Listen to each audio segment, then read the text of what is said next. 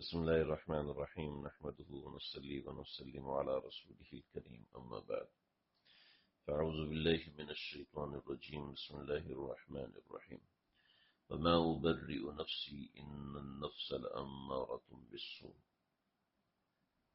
صدق الله العظيم.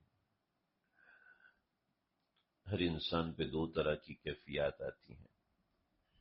ایک کیفیت یہ ہوتی ہے کہ اس کا اللہ سے گھل جانے کا دل کرتا ہے، اور ایک کیفیت آتی ہے کہ وہ اپنے نفس کی خواہشات کے تابع بن جاتا ہے، اور ایک کیفیت ہوتی ہے کہ انسان ان دونوں کے درمیان ہوتا ہے. لیکن اصل دو کیفیت ہوتی ہیں. ایک تو وہ اللہ کا تابع دار فرما بردار بننا چاہتا ہے، دین میں لگنا چاہتا ہے، دین میں وقت لگانا چاہتا ہے، دین میں وقت گزارنا چاہتا ہے، اللہ کی فرما برداری کرنا چاہتا ہے. اور ایک یہ ہے کہ اس کا نفس اس کو اپنی طرف کھینچتا ہے اور انسان گناہوں کا خوگر بنتا ہے، گناہوں کا عادی بنتا ہے. یہ دو کیفیات انسان کے اوپر ہوتی ہے. اس دو کیفیات کی دو وجہ. پہلی وجہ نفس امارہ، دوسری وجہ نفس لوامہ. نفس امارہ کیا ہوتا ہے؟ نفس امارہ اللہ نے ہر انسان میں ایک حیوانیت رکھی ہے. جذبہ گناہ حیوانیت ہے، ہر انسان میں موجود ہے، ہر فرد میں موجود ہے. گناہ کرنے کا جی چاہتا ہے اور مرتے دم تک چاہتا ہے. اب چاہے وہ کتنا ہی نیک انسان ہے، چاہے مفتی اعظم ہے، گناہ کا مزاج گناہ اپنی طرف کھینچتا ہے کہ گناہ میں کشش ہوتی ہے. اور دوسرا نیکی میں کشش ہوتی ہے. یہ نیکی آپ کو فجر میں اٹھاتی ہے نماز کے لیے، آپ کو مجبور کرتی ہے کہ آپ اللہ کے حضور کھڑے ہو اور سجدہ کرو، حالانکہ نیند آ رہی ہوتی ہے شدید، بستر اچھا لگ رہا ہوتا ہے، 5 منٹ 2 منٹ اور لیٹ جاؤ، جی چاہ رہا ہوتا ہے کہ سو لو.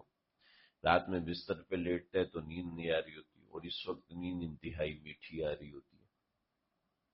جی کرتا ہے 5 منٹ اور ہو جائے، 10 منٹ اور ہو جائے، 5 منٹ اور مل جائے، 10 منٹ اور مل جائے. تو لیکن اس کے باوجود نفس کو مارتے کہتے نہیں نماز کے لیے جانا ہے. جی سونے کا کر رہا ہے، جھونکے آ رہے ہیں، لیکن پھر بھی قرآن مجید لے کے پڑھ رہا ہے، اس لیے کہ اس کا نفس اس کو مجبور کر رہا ہے کہ وہ تلاوت کرے. اس کا نفس اس کو مجبور کر رہا ہے کہ وہ اللہ کو یاد کرے. اس کا نفس اس کو مجبور کر رہا ہے کہ کچھ دیر ذکر الہی کرے. تو یہ نفس ہے نفس لوامہ. ایک ہے نفس امارہ.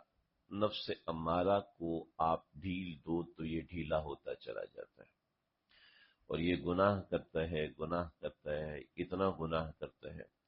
ایک گناہ کرتا ہے، اس کے سینے پہ دھبا لگ جاتا ہے، قلب میں دھبا لگ جاتا ہے. دوسرا گناہ کرتا ہے، پھر قلب پہ دھبا لگ جاتا ہے. تیسرا گناہ لگتا ہے، حتیٰ کہ وہ دھبا بڑھتا جاتا ہے، سارا دل سیاہ ہو جاتا ہے. اس کے بعد اس کا نماز پڑھنے کا دل نہیں کرتا، ذکر کرنے کا دل نہیں کرتا، تلاوت کرنے کا دل نہیں کرتا. استطاعت ہے مگر اللہ کے راستے میں دینے کا دل نہیں کرتا. دل اس کا کٹ جاتا ہے اس چیز سے. کہتے دل ہی نہیں کرتا. اپنے اوپر کروڑوں لگائے گا، مگر جہاں کہیں اللہ کے دین کی بات آئے گی تو فوراً سانپ بن کے بیٹھ جائے گا. کبھی یہ مجبوری بنائے گا، کبھی وہ مجبوری بنائے گا، جیسے منافقین مجبوری بناتے تھے. دیکھو ایک بات ہے، دین کے اندر مدد کرنا، جسمانی مدد، مالی مدد اور دعائی مدد، 3 قسم کی امداد ہوتی ہے. اور یاد رکھیے تینوں کی پاور برابر ہے.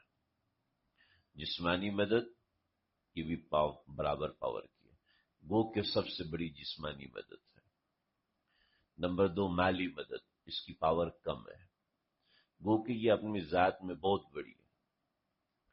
اور تیسری دعائی مدد، اس کی پاور بھی بہت بڑی ہے مگر درجے میں کم ہے.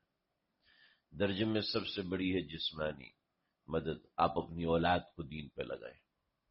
بہت سے لوگ اپنی اولاد کو حافظ بنا دیتے ہیں مگر دین میں نہیں لگاتے. حافظ بنا دیتے ہیں تاکہ لوگوں میں رہے کہ ہمارا بچہ حافظ قرآن ہے۔ حفظ میں لگا دیا، مدرسے میں لگا دیا، جب حفظ ہو گیا اس کے بعد غائب۔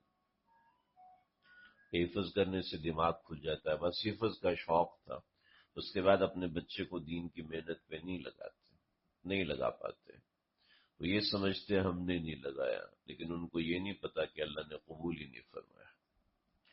تو پہلی بات یہ جسمانی طور پر دین کے کام میں لگ جانا، اپنی ذات کو دین میں کھلا دینا، اپنی ذات کو دین کی خدمت میں لگا دینا، اس میں چسپاں کر دینا، اور اپنے اوپر لیبل بھی دین کا ہو۔ بہت سے لوگ دین کا کام تو کرتے ہیں مگر دین کے لیبل سے ڈرتے ہیں، یا کوئی ہمیں مولوی نہ کہتے، کوئی ہمیں عالمہ نہ کہتے، اور بھئی کوئی یہ سمجھے گا تو پتہ نہیں کیا ہوگا، اتنا امبیرس ان کو فیل ہوتا ہے کہ کوئی دین کی خدمت میں کرو تو ایسا نہ ہو کہ کوئی یہ سمجھ لے، یعنی اپنے آپ کو تو دین کے اس میں دیتے ہیں مگر اپنی عزت نہیں دے سکتے، اپنا نام دین کو نہیں دے سکتے، اپنا نام ان کو بہت پیارا ہوتا ہے۔ تو سب سے پہلے جو دین کے ساتھ مخلص ہے اپنی ذات دے، جس سے پیغمبر نے اپنی ذات کو دیا۔ ٹھیک ہے اپنی اولاد کو دین پہ نہیں لگا سکتا اس لیے کہ اس کا ذہن بنا ہوا نہیں، تو بنانا کس نے بھائی؟ ہاں کچھ ایسے ہوتے ہیں ذہن بنایا جائے تب بھی نہیں لگتے تو ایک الگ بات ہے۔ کئی ماؤں کو جانتا ہوں کہ پورا زور لگا دیا، تڑپ گئیں، روئیں چلائیں اللہ تعالیٰ سے، مگر اولاد نہیں لگتی۔ ٹھیک ہے کوئی بات نہیں، کوئی مسئلہ نہیں ہے، تو مقدر اور نصیب کی بات ہوتی ہے۔ اگر آپ کے نصیب میں حافظ قرآن کی ماں بننا نہیں لکھا تو کوئی بات نہیں، اللہ کی رضا میں راضی ہے۔ آپ کے مقدر میں عالم دین کی ماں بننا نہیں ہے تو ٹھیک ہے کوئی بات نہیں۔ بعض لوگ عالم دین بن جاتے ہیں مگر پھر وہی دنیا کے کاموں میں لگے رہتے ہیں، اور دین کے کسی کام، دنیا کے کام میں لگنا منع نہیں ہے، کمانا منع نہیں ہے۔ علماء بھی تاجر ہوتے ہیں، علماء بھی سیاست میں جاتے ہیں، مگر خالصتاً دین کی جو خدمت میں لگنا وہ ایک الگ چیز ہے۔ تجارت کے ساتھ دین کی خدمت میں لگنا نور علی نور، اور ڈاکٹری کر رہا ہے لیکن اس کے ساتھ دین کی خدمت کر رہا ہے، بہت بڑی بات ہے، چھوٹی بات نہیں ہے، بہت بڑا تعاون ہے اس کا، لیکن ہر ایک کا اپنا درجہ بندی ہوتی ہے۔ سفیان ثوری رحمۃ اللہ تعالی علیہ دین کی خدمت چوبیسوں گھنٹے ہر وقت دین کی خدمت میں لگے۔ 19 سال ماں نے کچھ پیسے دیے، جیسے یہ چھوٹا سا نا سدیش، اتنے چھوٹے تھے، ماں نے کہا جا بیٹا ماں سے کہنے لگا امی مجھے اللہ کے راستے میں وقف کرو، جذبہ تھا، بچہ تھا، کہا جا بیٹا تجھے وقف کیا، جو پونجی تھی نکال کے بیٹے کے ہاتھ میں دے دی کہ جا یہ دین حاصل کرنے میں جو تیرا خرچہ آتا ہے، دین کی خدمت میں جو تیرا خرچہ آتا ہے سب کچھ تیرے حوالے کر دیا۔ سفیان ثوری نکلے ہیں، دنیا گھومی ہیں، عرب و عجم سے حدیث حاصل کی، اور حدیث حاصل کرنے کے بعد ماں کے دیے ہوئے پیسے تھے، سہولت سے حاصل کرتے رہے۔ 19 سال کے بعد گھر واپس آئے، دروازہ بجائے، کون؟ سفیان کا، کون سفیان کا؟ میں تیرا بیٹا سفیان ثوری، کہو انی وقفت لک فی سبیل اللہ، تجھے اللہ کے لیے وقف کر چکا، اور میں نے علماء سے سنا ہے کہ وقف کی ہوئی چیز واپس نہیں لی جاتی، لہذا جا تجھے اللہ کے دین کے لیے وقف کیا۔ کیا ان ماؤں کے سینوں میں دل نہیں تھے؟ ان ماؤں کے سینوں میں دل نہیں تھے کیا؟ ان کے ماؤں کے سینوں میں ممتا تڑپتی نہیں ہوگی کہ 19 سال بعد بیٹا آیا؟ اور میرے ایک ساتھی تھے ہمارے مدرسے میں، ہم سے بہت سینئر تھے، تو ساؤتھ افریقہ سے آئے تھے، تو 14 سال مدرسے میں رہے، ساؤتھ افریقہ سے پاکستان آئے، تو پاکستان میں کوئی اتنی چھان پھٹک نہیں ہوتی، رنگون کے طلبہ آتے تھے، 8 سال 6 سال، خود ہمارے ساتھ ایک ساتھی تھے 8 سال رہے، تو اب کیا کرنے، اب وہ پاکستان میں چکے، ذرائع استعمال ہوتے ہیں، تو ان کو بتا دیا جناب یہ ہے، تو پھر اس طریقے سے پولیس کے پاس ان کو بڑے حضرت لے کے گئے، پولیس والے آئے، ہاں اتنے طلبہ ہیں، ٹھیک ہے ہم ان کو پاکستان سے پھر اس طریقے سے ڈیپورٹ کروائیں گے کہ یہ 6 مہینے تک نہیں آ سکتے، پھر چاہیں تو آ سکتے. تو 8 سال پاکستان میں پڑھے، یہ 14 سال اس طرح پاکستان میں پڑھے. تو یہ اگرچہ قانونی طور پہ درست نہیں ہوتا ہے، لیکن بہت ساری چیزیں اس میں شامل ہوتی ہیں. تو خیر یہ معاملات ہوئے، کیونکہ ہر سال ان کا آنا جانا یہ ان کے لیے ایک بڑی عجیب مشکل سی چیز تھی. دوسرا یہ کہ پاکستان میں اس کی نرمی تھی، بہت نرمی تھی. یہ پرویز مشرف صاحب کے بعد پھر سختی ہوئی، نہ گورنمنٹ اس کی اجازت بھی دیتی تھی اس وقت. جو پڑھنے آئے ٹھیک ہے پڑھ لے، کوئی مسئلہ نہیں. تو پاکستان کے مدارس جو تھے وہ غیر ملکی طلباء سے بھرے ہوتے تھے. یعنی خود جب ہم پڑھ رہے تھے تو ہمارے پڑھتے ہوئے زیادہ تر غیر ملکی طلباء تھے. جب کچھ ان کے رشتہ دار ملنے آتے تھے تو وہ بس پھر وہ پھڑ ایسی انگریزی بولتے، پھر پتہ چلتا یار یہ تو مانچسٹر کا ہے، یہ فلاں ملک کا ہے، یہ فلاں ملک کا ہے. اور پھر عجیب عجیب تہذیبیں، عجیب تہذیبیں. ایک نوجوان تھا ہمارے ساتھ، پتہ کون سے ملک کا تھا، نائجیریا کا تھا یا کہاں کا تھا. تو ایک ساتھی کو کہتا ہے، ہمارے ایک ساتھی کو کہتا ہے، پٹھان ساتھی تھے، کہتا ہے بھائی میں یہاں بہت پریشان ہوں، بار بار بیمار ہو جاتا، اینٹی بایوٹک کھاتا ہوں تو مجھے بڑی پریشانی ہے، جی چاہتا ہے کہ میرا کوئی سر دبائے تو اپنی بہن کی مجھ سے شادی کرا دو. وہ دیکھ رہا اس کی آنکھیں نکل، کیا ہوا؟ جاتے وقت طلاق دے دوں گا نا، ساتھ نہیں لے کے جاؤں گا. او بھائی کیا کر رہا ہے؟ ہم اس کو دیکھ رہے ہیں، عجیب اس کی مینٹلٹی. تو اس کو اتنا، وہ ایک تو طالب علم، اوپر سے پٹھان سے اپنی بہن سے میری شادی کرا. اب اس کو چڑھ گیا غصہ، اٹھ کے چلا گیا. کہتے ہاں یہ کیوں پریشان ہے؟ اوپر سے مفتی رشاد صاحب تشریف لائے. استاد جی میں نے ان سے یہ کہا، یہ تو میری بات ہی نہیں مان رہے، آپ ان سے کہیے. اب استاد جی کا رنگ اتر گیا. صحیح کو چلو میرے ساتھ، اس کو چلو باہر نکلو باہر نکلو، چلو. ایک بے وقوف ایسے تھوڑی ہوتا ہے. تو کہتے ہیں سر جی آپ خود بتائیں نا میں کیا کروں. بس صبر کرو، جب واپس اپنے اماں سے بات کرو، آپ کی شادی کرا کے لڑکی یہاں پاکستان میں بھیجے. ایسے تھوڑی ہوتا ہے. تو بیچارہ چلا گیا پاکستان سے، بیمار بہت زیادہ رہتا تھا. تو اب وہ ایسا ہے، ایسے مینٹل لیول کے لوگ ہوتے تھے. تو 14 سال کے بعد گھر میں گیا، تو پھر 6 مہینے کے بعد پاکستان آیا تو اپنی کہانی سنائی.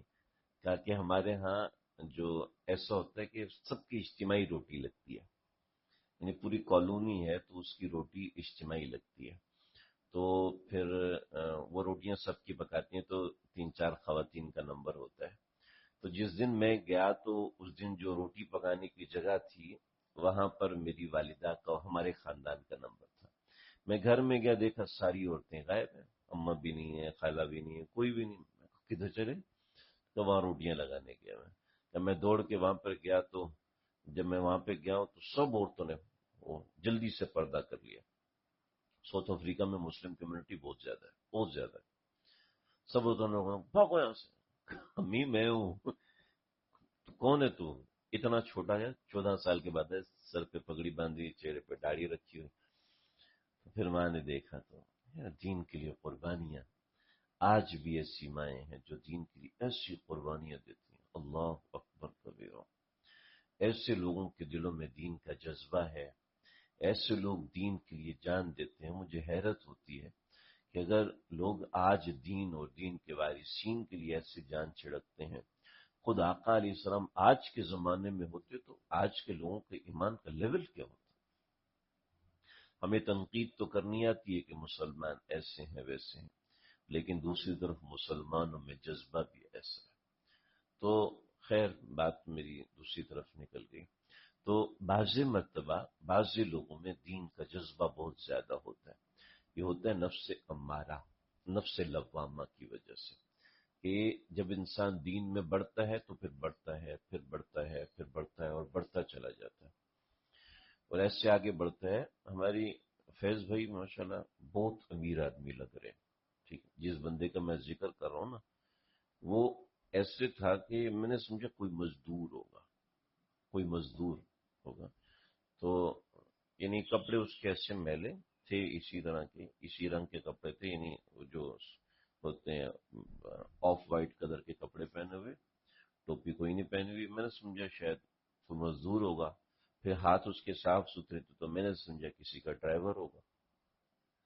وہ بات چل رہی تھی کسی موضوع پر، مسئلے کے حوالے سے مسجد کے، تو کوئی بندہ مسجد پہ کیس کر رہا تھا، تو اس کو کہتے ہیں، وہ سارے بیٹھے اس کو منا رہے، بھی یہ نہیں کرو یار، فساد ہو جائے گا، مسئلہ ہو جائے گا، تمہیں بھی مسئلہ ہوگا، ہمارے بھی جاننے والے ہیں، وکیل حضرات ہیں یہ۔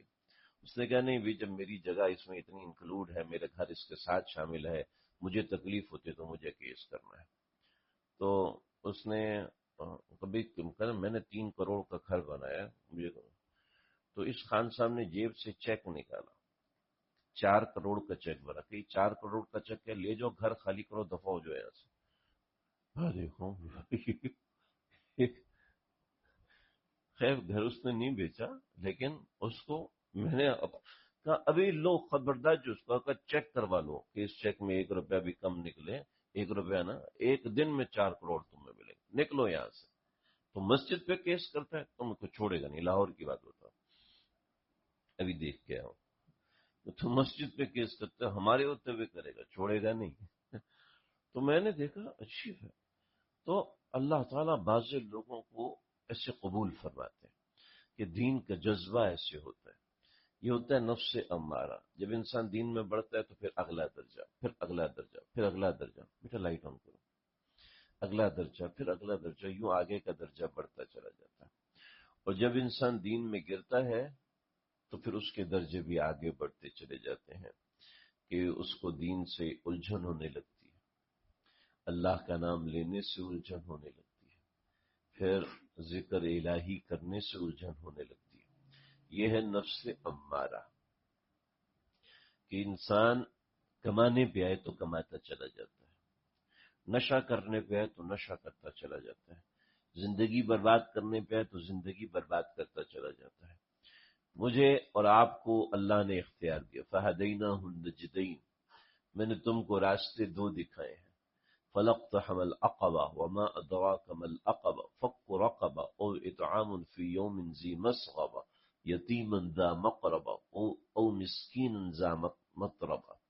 تو اللہ نے ہمیں 2 راستے دکھائے ہوئے ہیں، اما شاکروں و اما کفورا، شکر گزار بنو یا انکار کرنے والے بنو، کہ تم کو ہم نے راستہ دکھایا ہے۔ تو اللہ نے ہمیں 2 راستے دکھائے، اب ہم نے اپنے نفس کو خود ڈرائیو کرنا ہے، من شاء فلیؤمن ومن شاء فلیکفر، جو چاہے ایمان لے کے آئے اور ایمان کے تقاضوں کو پورا کرے، جو چاہے کفر پہ جائے اور کفر کے تقاضوں کو پورا کرے۔ اور ایمان کا تقاضا پورے قرآن میں یہ آمنوا وعملوا الصالحات، پورے قرآن کا تقاضا عمل صالح کے ساتھ ہے۔ تو میں نے اور آپ نے اپنے نفس کو جس رستے پہ چلانا ہے، وہ رستہ اللہ نے ہمارے ہاتھ میں دیا ہے، کہ آپ ہر وقت لگے رہو موبائل پر، ہر وقت لگے رہو سوشل میڈیا پر، آپ کا نمازوں سے جی اچاٹ ہو جائے گا، آپ کا نمازوں سے جی گھبرانے لگے گا، نمازیں آپ کو دھکا دیں گی، اور آپ اگر لگیں گے قرآن و حدیث میں تو آپ کو بازار دھکا دے گا۔ آپ تجارت کرو گے لیکن بازار آپ کو دھکا دے گا، بس کرو یار مسجد چلو، بس کرو یار قرآن اٹھاؤ۔ یہ میرے آپ کے اختیار کی چیز ہے کہ میں اپنے اور آپ ہم اپنے اختیار کو کیسے استعمال کرتے ہیں۔ جس کا نفس امارہ بنا ہوا ہے، یعنی گناہ کے تقاضے بار بار آتے ہیں، بار بار آتے ہیں، گناہ اپنی طرف کھینچتا ہے، جی جو ہے وہ انٹرٹینمنٹ مانگتا ہے، مزاج انٹرٹینمنٹ مانگتا ہے، اور اس کی وجہ سے بار بار گمراہ ہوتا ہے، گناہ کی طرف جانے کی فکر کرتا ہے، گناہ کی طرف جانے کی کوشش کرتا ہے۔ تو کچھ دیر موت کو یاد کریں، کچھ دیر تنہائی میں بیٹھ کے اللہ کو یاد کریں۔ دین پہ چلنا کوئی اتنا مشکل کام نہیں ہے، دین آپ کو نہیں کہتا معصوم بن جاؤ، دین آپ کو یہ نہیں کہتا فرشتہ بن جاؤ، بس فرشتہ بن جاؤ، خبردار جو تم سے ایک بھی گناہ ہوا، خبردار جو یہ ہوا، خبر دین آپ کو یہ نہیں، دین ڈنڈے کا نام نہیں ہے، دین تو ترغیب کا نام ہے، محبت کا نام ہے، کہ محبت ہو اللہ کی ذات سے، تعلق ہو اللہ کی ذات سے۔ اور بعضی لوگ اس میں اتنا آگے بڑھتے ہیں، اتنا آگے بڑھتے ہیں کہ اللہ ان کی زندگیاں عجیب ضرب المثل بنا کے رکھ دیتے ہیں۔ تو جب انسان اللہ سے تعلق بناتا ہے تو دیکھو دو چیزیں ہوتی ہیں۔ ایک، اللہ کو ہر بندے سے محبت ہے، ہر بندے سے محبت ہے، مگر محبت وہ ہوتی ہے جو بڑھے۔ وہ محبت جو ایک جگہ پہ آ کے رک جائے نا، وہ محبت نہیں ہوتی، ٹھیک ہے۔ چھوٹے بچے کا جب انتقال ہوتا ہے تو ماں باپ کو بڑا غم ہوتا ہے، دکھ ہوتا ہے، اور 2 دن 3 دن 4 دن 6 دن 7 دن 8 دن 1 مہینہ 2 مہینہ روتے ہیں۔ مگر جب جوان بچے کا انتقال ہو جاتا تو ماں باپ پاگل ہو جاتے ہیں، عورتیں اپنے سر پہ مٹی ڈالتی ہیں، مرد کئی دیکھا ایسے ہاتھ مارا، اپنا ہاتھ ٹوٹ گیا، شیشہ ہاتھ میں لگ گیا، پاگل ہو جاتے ہیں، سمجھ نہیں آتی کیوں کہ اس کے ساتھ رہتے رہتے اس سے محبت زیادہ ہو جاتی ہے۔ پتہ نہیں ہوتا زیادہ، اگرچہ پیار چھوٹے بچے پہ زیادہ آ رہا ہوتا ہے مگر محبت بڑے بچے سے زیادہ ہوتی ہے۔ ایسی میری عمر اتنے سال ہو گئی اور اگر اللہ سے میری محبت بڑی نہیں ہے تو پھر تو یہ کوئی مزے کی بات نہیں ہے۔ ہارون الرشید ایک مرتبہ یہی ان کو جوش آیا، ہارون رشید کو کئی مرتبہ ایسے جوش آئے، وہ جا کے فضیل بن عیاض سے ملے، سفیان ثوری سے ملے، سفیان بن عیینہ سے ملے۔ فتاوی علامہ ابن تیمیہ جلد نمبر 11 کے اندر حضرت نے لکھا ہے کہ ہارون الرشید حج پر آئے تو ان کا جی بڑا کانپ پا کہ مجھے کسی اللہ والے سے ملاقات ہو جائے، تو کہنے لگے جی سفیان ثوری آئے ہوئے، تو لے کر گئے سفیان ثوری کے پاس۔ سفیان ثوری نے کچھ احادیث سنائی، بڑا اثر ہوا، وہ تو روئے، اور پھر کہا کہ حضرت آپ کی کوئی حاجت ہو تو بتائیے۔ کہاں یہ حاجت ہے؟ اپنے وزیر سے کہا کہ حضرت کی یہ سارے کام کروا دو۔ پھر وہاں سے نکلے، کہا کہ بھئی کوئی اور اللہ والے بزرگ ہوں، تو سفیان ثوری کے شاگرد ہیں سفیان بن عیینہ، بڑے بزرگ ہیں، ان سے جا کے ملے، ان کے ساتھ بھی یہی معاملہ ہوا کہ تشنگی مٹی نہیں، کوئی اور ہو، تو کہا چلیں جی۔ تو فضیل بن عیاض کا خیمہ تھا، تو فضیل آج کل تو ایک خیمے میں 20 لوگ 40 لوگ، زمانے ایک ایک خیمہ ہر بندے کا لگتا ہے، ہر بندہ اپنا خیمہ خود لگاتا تھا۔ تو فضیل بن عیاض کے خیمے میں گئے تو ان سے اجازت مانگی، انہوں نے کہا میری طرف سے کوئی اجازت نہیں، میں نہیں ملنا چاہتا امیر المومنین سے۔ لیکن امیر المومنین کو کون روک سکتا ہے؟ گھس گئے اندر، جیسے اندر گھسے تو فضیل بن عیاض نے دیا بجھا دیا کہ میں دیکھنا نہیں چاہتا، آپ کو بیٹھنا ہے بیٹھ جاؤ، میں دیکھنا نہیں چاہتا۔ تو یوں ہاتھ پھیلاتے پھیلاتے یوں فضیل بن عیاض کے ہاتھ پہ ہاتھ رکھا تو کہتا استغفر اللہ۔ حضرت کیا ہوا؟ کا دین کا دائی اور دین کی پوری دنیا پہ محنت کرنے والا اتنے نرم ہاتھ لے کے بیٹھا ہے، یہ لگتا ہے دعا اللہ کے سامنے دعا کے لیے اٹھے ہی نہیں، جو اتنے نرم و نازک بنے ہوئے۔ تمہیں تو ایسا ہونا چاہیے کہ مصلی پہ کھڑے ہو کے راتیں گزر جائیں، تمہیں اتنا نازک تو نہیں ہونا چاہیے تھا۔ خیر، پھر کہا کہ نصیحت فرمائیے، اور جب نصیحت فرمائی تو عمر بن عبدالعزیز کو چھیڑا، اس کے یہ حکم اور یہ احکام اور یہ اور یہ اور یہ۔ حضرت عمر بن عبدالعزیز کی حکایات ہی عجیب ہے، عجیب ان کی زندگی۔ جب ان کو خلافت ملی تو عمر بن عبدالعزیز نے اپنی بیوی اور سب لوگوں سے کہا کہ جتنے شاہی خلا اور قبہ ہے سارے سب اتار کے بیت المال جمع کرا دیا۔ اب بادشاہ کا گھرانہ ہے اور بادشاہ کے گھرانے میں کسی کو پرتعیش چیز کھانے کی اجازت نہیں، سب کچھ اپنا بیت المال میں جمع کرایا۔ پھر ایسا ہوتا تھا کہ جو اس سے پہلے خلافات سلیمان بن عبد الملک خلیفہ تھا، تو ایسا ہوتا تھا کہ اس کے پاس کپڑے ہوتے تھے، قبائیں ہوتی تھیں، وہ جتنے استعمال کیے ہوتے تھے سارے بادشاہ کے گھر والوں کو دے دیے جاتے تھے، اور جتنے باقی ہوتے تھے وہ آگے والے بادشاہ کو دے دیتے تھے۔ تو اب وہ سارے گھر والے تقریباً کوئی 25-30 خاندان کے ممبر تھے، وہ سارے پوری رات کپڑے کھول کے پہنتے اتارتے تاکہ بتا سکیں کہ یہ سارے کپڑے استعمال شدہ ہے.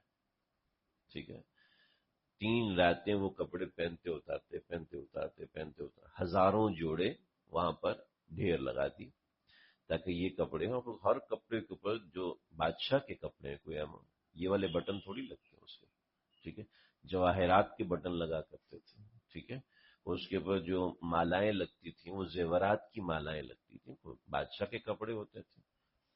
اب 35,000 زربفت کے پردے تو دربار میں لگے ہوئے تھے. زربفت کے 35,000، زربفت کا مطلب یہ کہ ریشم کا کپڑا اور اس کے اوپر یہ جو ڈیزائن بنا نہیں، یہ سارا سونے کی مینا کاری، اس کو زربفت کہتے ہیں. تو ریشم کے کپڑے کے اوپر سونے کی مینا کاری ہو تو یہ زربفت بنتا ہے، اور یہ تو کچھ بھی نہیں. تو زربفت کے 35,000 پردے لگے ہوئے، تو بادشاہ کا لباس کیسا ہوگا؟ تو جب عمر بن عبدالعزیز کے سامنے آئے کہ یہ بادشاہ کے استعمال شدہ ہے اور یہ غیر استعمال شدہ ہے، تو یہ خاندان کے ہو، یہ آپ کے ہوئے. تو عمر بن عبدالعزیز کہنے لگے نہ یہ آپ کے ہیں نا، اور نہ یہ میرے ہیں، یہ سارے بیت المال کے سب اس میں جمع کرو. جتنے خاندان کے رشتہ دار، چاچا، ماما، ان کے بیٹے، ان کو جو زمینیں ملی تھی سب واپس. تو ان کو سمجھ ہی نہیں آیا کہ اب ہم کریں تو کریں، ہمارا تو عیاشی گئی ساری عیاشی گئی.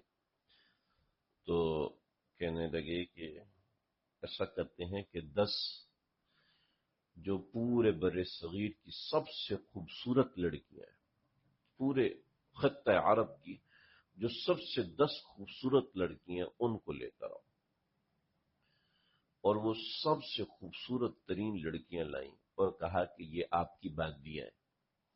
باندی کے احکامات بیوی والے ہوتے ہیں. تو عمر بن عبدالعزیز کے سامنے جب گھر میں پہنچے تو یہ آپ کی 10 باندیاں ہیں، اور وہ گھر میں ساتھ ہوں، جوان لڑکیاں ہوں، جوان آدمی ہے. ظاہری بات ہے وہ ایسا آدمی جو جہاں سے گزرے وہاں پر 1 گھنٹے تک خوشبو آتی رہے، یعنی فیشن ڈیزائننگ اس کا یہ نام تھا. 1-2 گھنٹے تک خوشبو آتی رہی جہاں سے گزر جائے. ٹھیک ہے، ہم تو لگا دیتے ہیں آدھے گھنٹے بعد، 5 منٹ بعد وہ خوشبو بھی چھو منتر ہو جاتی ہے. جو وہاں سے گزر جائے تو 2 گھنٹے تک خوشبو آتی رہے، اس کے آپ خود سوچیں کہ معیار کیا ہوگا.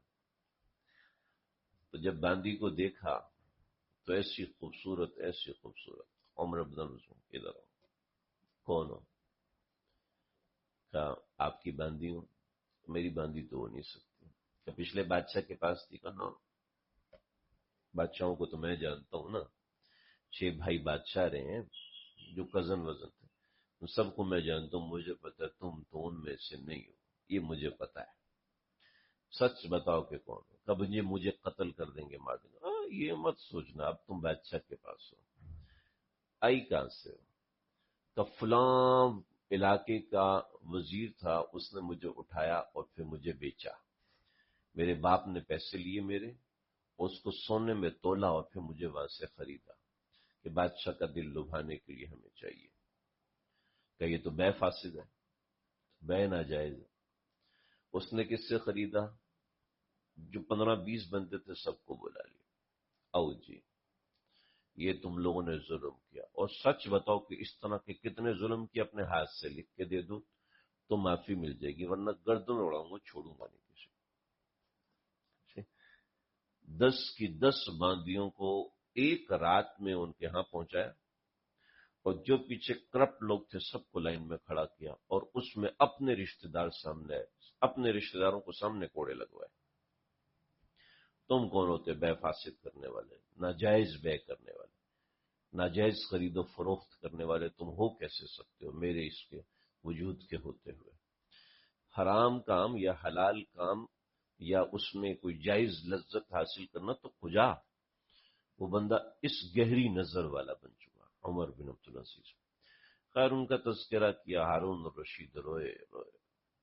اس کے بعد کہنے لگے کہ حضرت آپ کا کوئی کام ہو تو بتائیے. کہاں ایک کام ہے. کیا کام؟ تو مجھ پہ احسان کرو کہ مجھ سے دوبارہ ملنا نہیں. کہ تم ملو گے تو کہیں ایسا نہ ہو کہ مجھے دنیا داری کی لت پڑ جائے، مجھے بھی بازار اچھے لگنے لگے، میرا بھی بازار جانے کا دل کرنے لگے، چیزیں یہ وہ لینے کا دل کرنے. نہ، مجھ سے نہ ملنا، تیری بڑی مہربانی. پھر روئے اور روئے اور روئے. کہا تمہاری مہربانی ہوگی، ابھی چلے جاؤ. بادشاہ وقت کو کہہ رہا کہ چلے جاؤ. کیا ان کے دل میں اللہ کا تعلق ہو؟ کیا ان کے دل میں اللہ کے تعلق کی رعنائی ہوگی؟ اللہ اکبر کبیر. جب اللہ دل میں آتے ہیں نا تو بڑے بڑے دل سے نیلام ہو جاتے ہیں، بڑے بڑے ایک طرف ہو جاتے ہیں. اللہ ہم سب کو ایمان کی کچھ کیفیات نصیب فرمائے. دیکھو جی، اگر اس مجمع میں کوئی بندہ ہے، اس کے پاس 100 کروڑ روپے ہے، 100 کروڑ روپے ہے، تصور کر لیں، ٹھیک ہے، اللہ کرے گا وہ بھی جائیں گے. اور ایک بچہ پھڑے مارے، میرے کو 100 روپیہ ہے، نیا نوٹ ہے. تو یہ 100 کروڑ والا کیا کرے گا؟ سوچے گا بھی نہیں. ہاں ٹھیک ہے بھائی، خوش رہو یار، اللہ نے تم کو دیا 100 روپے، رکھو اس کو، مزے کرو. جی یہی ہوگا نا. جس کے دل میں ایمان کی دولت ہے وہ ادھر ادھر کی چیزوں سے محروم تھوڑی ہوگا. جس کے دل میں ایمان کی چاشنی موجود ہے وہ ادھر ادھر کی چیزوں سے محروم نہیں ہوگا. تو ہارون الرشید کا جی چاہا بہلول دانا سے ملنے کا. تو ہارون الرشید نے ان کو پیغام اپنے لوگوں سے کہا کہ بہلول دانا کو لے کر آؤ. تو بہلول دانا جو تھے وہ ساحل سمندر پہ بیٹھے ہوئے تھے. تو ان کو بادشاہ کے خاص سپاہی گئے، خاص سپاہی جائے، ان کو بٹھایا پالکی پہ، پالکی لے کے محل میں، اور محل سے پالکی کو رسی ڈالی اور اوپر سامنے بادشاہ سلامت بیٹھے. تو بہلول دانا سے کہنے لگے کہ بہلول، تمہیں جلدی میں بلایا ہے، اس کی معذرت چاہتا ہوں، لیکن ایک بات پوچھنا چاہتا ہوں. کیا بات پوچھ؟ کہ اللہ کا قریبی بننا چاہتا ہوں. تو مجھے کیا کرنا ہے کہ میں اللہ کا قریبی بن جاؤں؟ میں اللہ کا قریبی بننا چاہتا ہوں، تو کیا ایسا کروں کہ میں اللہ کے قریب ہو جاؤں؟ تو کہا کہ وہی جو آپ نے میرے ساتھ کیا. کیا کیا؟ کہ بھائی آپ کو مجھ سے محبت ہو گئی، آپ کو مجھ سے تعلق ہو گیا. اگر مجھے آپ سے محبت ہوئی ہوتی تو میں کیا کرتا؟ میں آپ کے ایوان میں جاتا، وزیر سے ملتا. پہلے تو وزیر وقت ہی نہ دیتا، پھر وہ وقت دیتا تو پھر اس سے ملاقات ہوتی.